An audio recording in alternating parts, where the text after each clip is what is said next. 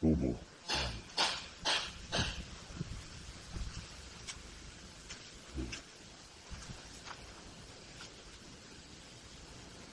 Yan. Ito natin yung ukay.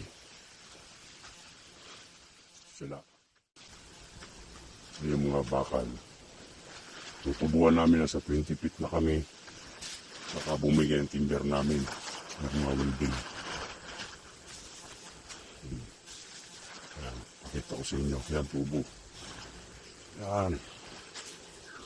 Yan, o yan o. Nag-welding sa ilalim o. Tinitimbera na namin para hindi bumigay. Maganda na lang ng paniguro. Yan, nakikita ni Madam yan. Major, yung mga financier na tinatrabaho talaga natin. Isaias 45 verse 3. Salmo 23, 1:6. Isaias 45 verse 3. Salmo 23, 1:6.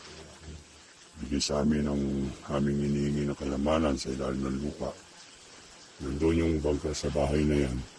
Nandito naman ang giveaways. Pero hindi natin masasabing giveaways. Malaki-laki na rin ang medium deposit.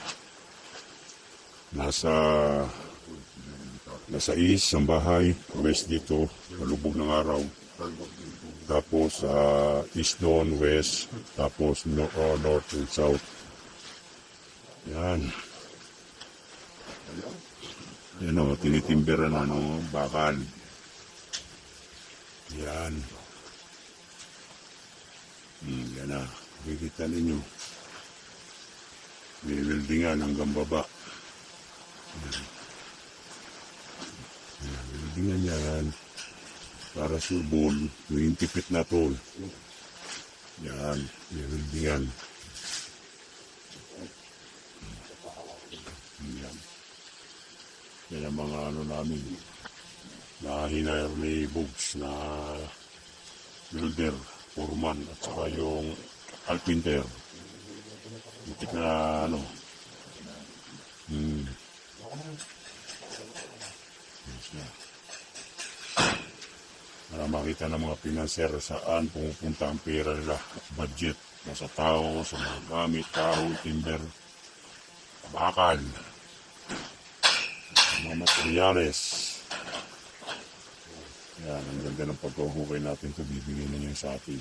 Targetin natin ang 25.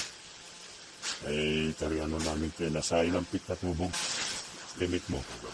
20 pa lang, 20 na. Kasi nagmaminus kami sa ibabaw sa topsoil. Yan. Oo. So sa ilalim na yan, maluwang yan sa ilalim, magwaway-dinin kami. Medyo matigas-tigas sa ilalim ito. Yan. Tinitindera na. Ngayon pa palang pala. Ha? Alin yung patay sa inyo, blanca. Doon babaan. Oo, pa-plug lang natin. Kaya mausok na ng mga welding. Para makita ninyo yung pinatrabaho ng mga natin, yung financier. Positive ito. Sa ilalim nakakuha kaming pinutol na kahoy ng nara. Sinlaki ng gabinte. 2 tangko ng lalaki nakatusok. Tinabas. Tapos mayroon kami shell na kukuha, sari-sari, shell dagat, shell ilog, batok ilog, ito pang ugis, simento talaga, ordinary cement. So baka makakakita ng simento sa ilalim ng lupa na sa 20 feet. Halos mag-isang na kami balding simento na nakukuha. Ibig sabihin positive. Ito talagang dahanan ng mga hapon. Yan ay tubig ng mga hapon. Yan kaya bukal na tubig niya. Yan ang supply sa mga main deposit sa ilalim ng bahay. Nasabi ni Engineer de Marcos, 10 na akutin ng kayamanan dito mauubos. Engineer de Marcos yung pinag-aral sa Japan. Kaibigan ko yung nagpatulong ako, tama din yung lukit ko, yun din, tinuro niya. Sinabi niya pag daw walang naman, titigilan ng butas. Tapos kami nag-scan. Sabi niya, huwag daw iwanan ng butas, positive. Malaking kayamanan, nandito ang medium deposit sa balon, ito ang daanan, entrance. Ayon sa history.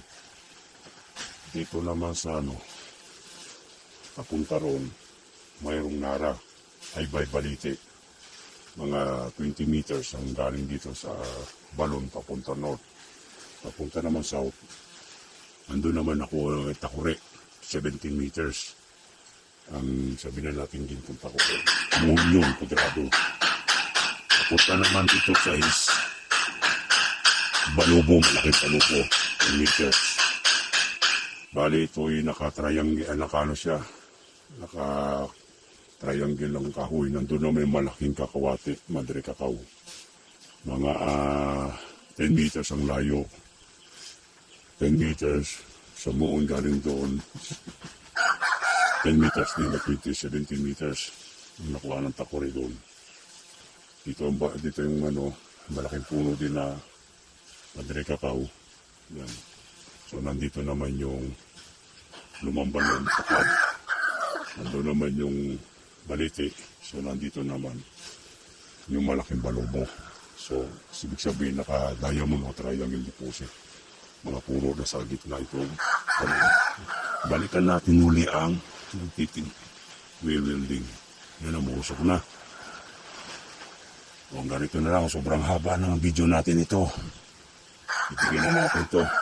Nakita na rin ng mga kaibigan ko, mga engineer to. Sila Boss Ren. Yan. Pahinga muna kami dahil nagtatrabaho yung mga Okay, God bless. God is gold. God is all the time.